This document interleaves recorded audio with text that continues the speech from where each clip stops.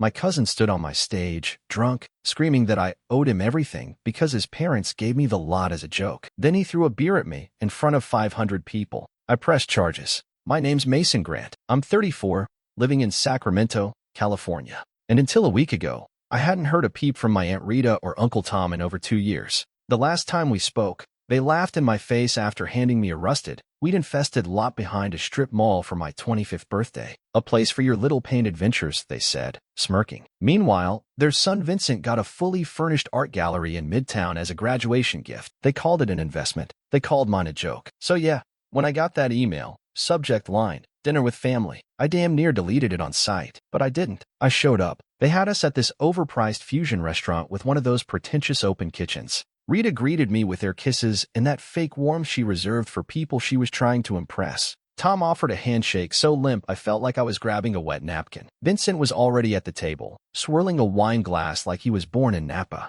He didn't even look up when I sat down. Typical. So, Rita said once we ordered, leaning across the table like she was about to reveal a secret. We've been hearing things. Tom chuckled. Very colorful things. I sipped my water. Must be the murals. Rita tilted her head. Oh, you really did something with that old lot, didn't you? Turns out, I said, people like art they can touch, eat next to, dance beside. Vincent rolled his eyes. You're talking about that, Alley Circus? I smiled. It's called The Lot. We've got street art walls, weekend performances, a local food truck collective. Over 30,000 visitors last quarter. The city council even gave us a grant. That got them. Tom's brow furrowed. Rita sat back in her chair, blinking a little too fast. Vincent scoffed. It's still just a bunch of spray paint and food carts. Not real art. Funny, I said, because your gallery's been closed 3 months, and half your pieces are on clearance online. His face flushed. You know damn well it's the market. NFTs tanked everything. Timing was off. Sure, I said. That's when he slammed his glass down. You wouldn't even have that property if it weren't for my parents.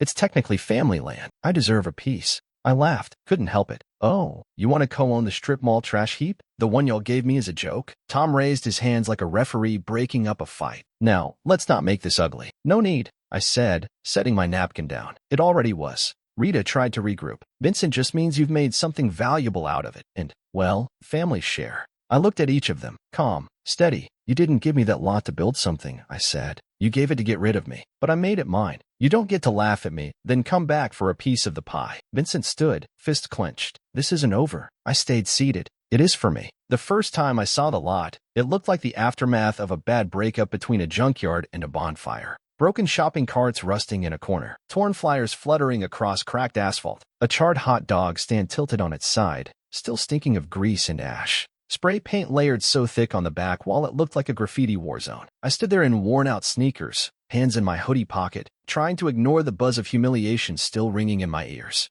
You should be grateful, Uncle Tom had said when he tossed me the key. Not everyone gets a chance to build something, even if it's unconventional. He meant worthless. He just didn't have the guts to say it. But standing there, ankle deep in garbage and bad jokes, something weird happened. I didn't feel small. I didn't feel bitter. I felt focused. It was the first time I had full control over something. Even if it was a mess, it was mine. The first week, I just cleaned. No plan, no vision, just sweat and a push broom. I dragged out broken furniture, filled over 20 trash bags, scraped paint off the bricks with a putty knife until my fingers blistered. Nobody helped. Nobody offered. Except Ramon. He was this ex-city planner who used to mentor students at the community college where I took night classes. I had reached out, half expecting him to ignore me, but he showed up, pulled into the lot one afternoon in his beat-up Subaru, and said, "So this is your kingdom, huh?" Something like that, I muttered. He walked around like he was inspecting real estate. Then he nodded. You know, with the right permits, this could be something. That's when it clicked. I didn't need to build a gallery. I didn't want white walls and silent rooms.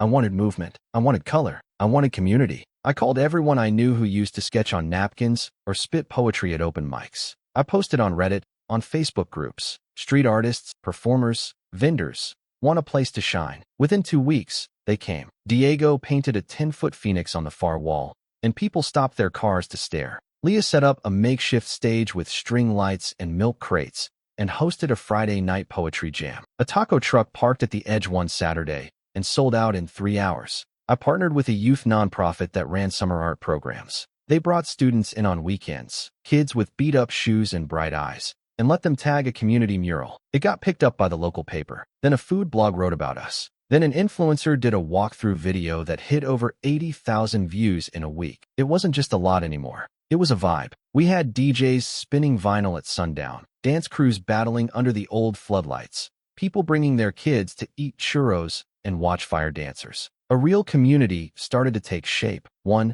that didn't need permission to exist. I filed the paperwork with Ramon's help, zoned the space for mixed community use, handled insurance, even got a temporary alcohol permit for events. I stayed legit because I knew someday someone would try to tear it down, but they'd have to go through me. When people asked what made the lot special, I never said it was me. I said it was the people. But deep down, I knew. It started with a guy nobody believed in, standing in a garbage-strewn alley, deciding he wouldn't be the punchline anymore. They gave me trash. I built something beautiful. It was a Sunday afternoon, about a month after the lot really took off. The crowd was already forming, kids chalking the pavement, vendors setting up food tents, a local band tuning guitars near the mural wall. The smell of grilled corn and fried dough hung in the air like a promise. I was checking on a new light fixture when I spotted her. Aunt Rita. She stood at the edge of the property like someone who'd taken a wrong turn and didn't want to admit it, wearing oversized sunglasses and clutching her designer bag like she expected someone to run off with it. I watched her stare at the crowd like she couldn't quite process what she was looking at. I walked over slowly,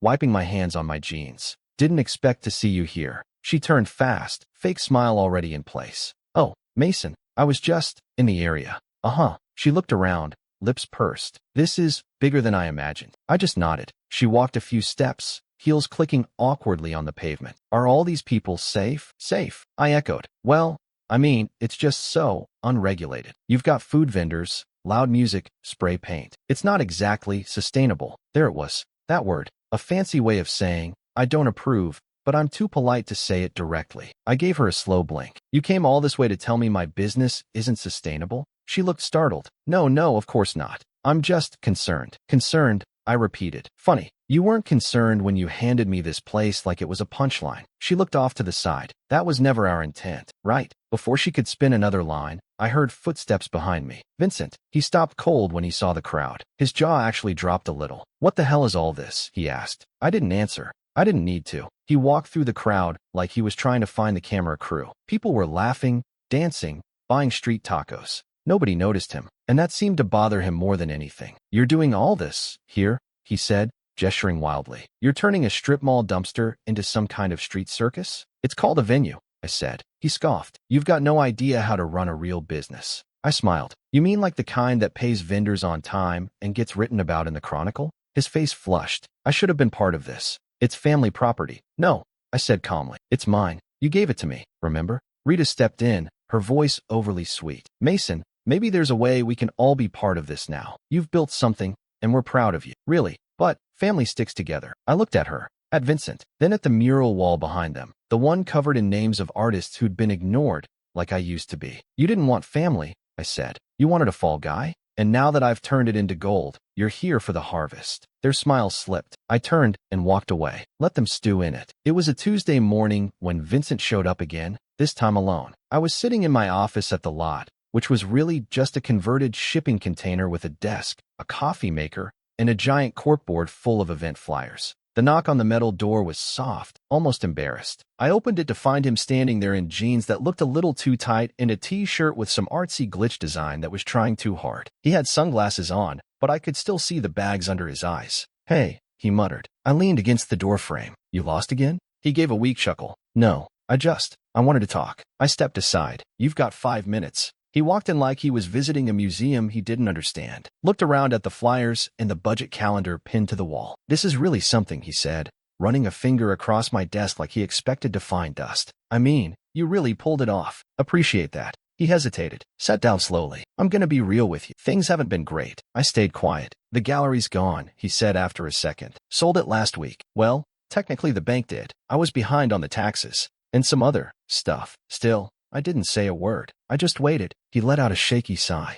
I'm in debt, Mason. Real debt. Credit cards, legal fees, back rent on the old apartment. I'm drowning. He looked up at me, eyes raw. I need help. A loan. Just enough to stabilize. Maybe 10 grand. I'll pay you back. I swear. I finally sat across from him. You remember what you said when I turned this place into something? He looked confused. You called it a circus. You said it wasn't real art. You said I didn't know what I was doing. He stared down at the floor. And now, you're sitting in the middle of that same circus asking for a loan. I didn't mean it like that, he mumbled. I was just angry. No, I said. You meant it. You always meant it. You just didn't think I'd ever be in a position to say no. He blinked fast, like he couldn't believe what I was saying. I stood up. I'm not your safety net, Vincent. I never was. He stood too, suddenly flushed with rage. You think you're better than me now? You're just a guy with food trucks and spray paint. I opened the door. He stormed out, muttering, you're no better than the rest of us. I let the door shut behind him, but I didn't believe that for a second. The first bad review popped up on a Thursday night. I was scrolling through the venue's Google page, just checking the weekend RSVPs, when I saw it. 1 star.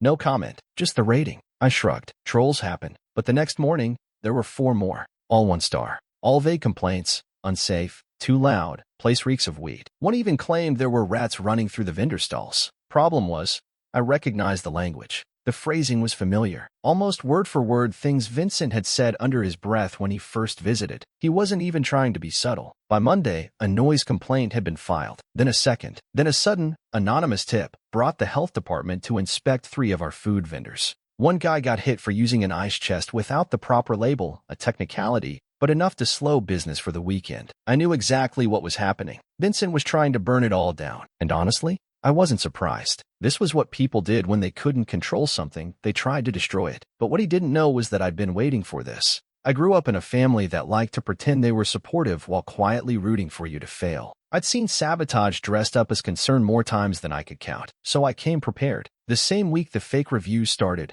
I called up my legal consultant, Reggie, a retired city inspector with a mean streak for paperwork. We went line by line through every permit, every vendor agreement, every zoning guideline. We tightened every policy, crossed every T. I created a security rotation, installed cameras, set up a formal vendor checklist that could survive an audit from the mayor's office if it had to. And then, I expanded. We launched the Wall Walk, a self-guided tour of the murals with QR codes linking to each artist's profile. People loved it. Instagram exploded. We started open mic Sundays, where high school poets could sign up and read next to seasoned pros. Parents came. Teachers. Word spread fast. And then we launched the Artisan Market. Every second Saturday, local crafts, handmade clothes, jewelry, soaps, the whole Etsy came to life experience. Every attack Vincent threw at us just gave me more fuel. Every cheap shot was a reason to grow. The best part? The city caught wind of what we were doing, and not in a bad way. A councilwoman came by one afternoon, sunglasses on, sipping agua fresca from a vendor cart, and said, I didn't think much of this space when I voted to rezone it. But this is magic. A month later, the lot was featured in the Sacramento Tribune as a community cornerstone and artistic revolution. That headline went straight to my corkboard. And the fake reviews? We flagged them. Google took most down. A few stuck around, but they were drowned out by the hundreds of 5-star ones that came in after. Vincent's sabotage failed. But more than that, it showed me who I'd become. Not the guy begging to be taken seriously. Not the black sheep trying to prove he was worth something. Not anymore. I was a builder now. A protector. A leader. They tried to bury me in a joke lot behind a strip mall. I turned it into a landmark. It happened during our biggest event of the season. We'd partnered with a local radio station for a live concert/arts showcase. The place was packed. Over 500 people milling around, dancing, laughing, holding paper trays of street tacos and popsicles. Muralists were painting live on the east wall, and a funk band played under a string of hanging Edison bulbs. It felt like everything I'd worked for, all in one night. Then I saw him, Vincent, halfway through the crowd, wobbling slightly like his shoes didn't fit. His shirt was untucked, and his eyes were glassy. He had a beer in one hand, something he definitely didn't buy here, and that look in his eyes. The one people get when they've already decided they're not leaving without a scene. I tried to signal security, but he beat them to it. He climbed up onto the edge of the stage between songs, grabbing the mic from a startled host. He slurred, arm outstretched, this whole place? It's a lie. The crowd froze. Music stopped. Conversations cut off like someone hit mute on the world. That's my family's land, he shouted. He stole it. Mason, where is he? Come out. People started looking around, confused, some pulling out their phones. I stepped forward, hands raised calmly. I'm right here, Vincent. He pointed the beer at me like it was a weapon. You're nothing without us. My parents gave you that lot. You owe me. Please get off the stage, I said, motioning for security. He staggered toward the front, mic still in hand. You think you're better than me? With your food trucks and your cheap paint. The audience murmured. Someone gasped. Someone else started filming. Security reached the stage, but Vincent was already in full spiral. You're a fraud, Mason. You think this makes you important? He waved at the crowd. This is my inheritance. My. Then he hurled the beer. I didn't even flinch. It hit the ground near my feet, splattering across the concrete. That was it. I turned to the guards. Escort him out. If he resists, call the cops. He tried to fight it, but he was too drunk, too slow. The crowd parted as they hauled him off, still shouting about how I owed him everything. Phones were out everywhere. Videos already uploading. Hashtags already being typed. And me?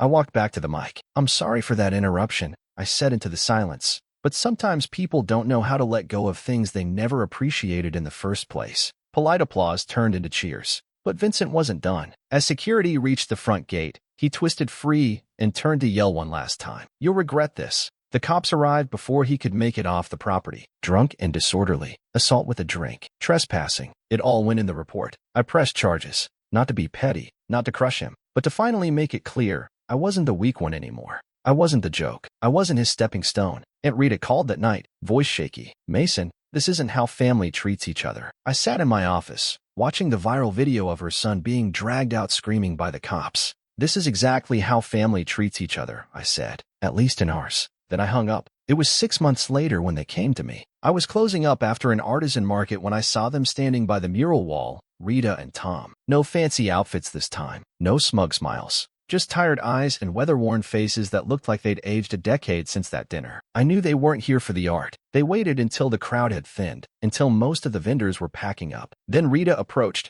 wringing her hands like a nervous school teacher. Mason, she said quietly, can we talk? I glanced around. You came all the way down here for that? Tom cleared his throat. We didn't know where else to go. That caught my attention. I led them into the back lot near the storage container I used as an office. It wasn't private, but it was quiet, and I wasn't about to invite them in. Rita took a shaky breath. We lost the building. I didn't say anything. The gallery was repossessed months ago, she continued. We tried to hold onto the apartment upstairs, but Tom finished for her, voice hollow. Foreclosure. I nodded slowly, letting the silence stretch. They looked like they were waiting for me to scold them, maybe expected a speech, but I didn't feel angry. Not anymore. Rita shifted her weight. We've been staying with friends. It's not sustainable. So you need a place, I said. She nodded, almost grateful that I said it first. We heard you. You bought the building. I tilted my head. The downtown property. Their old gallery. The same one they gave to Vincent and bragged about for years. It had sat vacant for months after his arrest. The city auctioned it quietly, and I picked it up for half what it used to be worth. They didn't even know I owned it until now. I did buy it,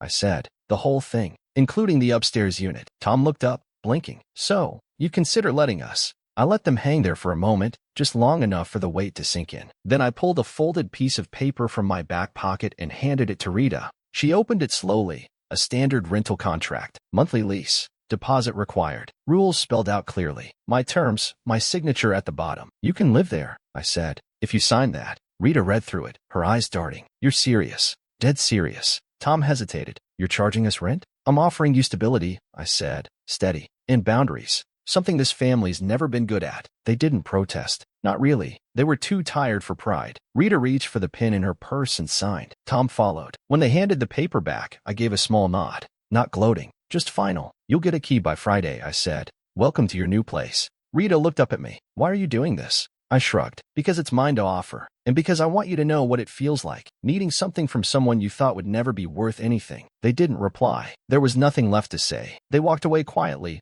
holding their signed lease like a lifeline. I watched them go. No revenge. No explosion. Just a quiet shift of power. The black sheep had become the shepherd. And the ones who laughed? They were finally out of punchlines.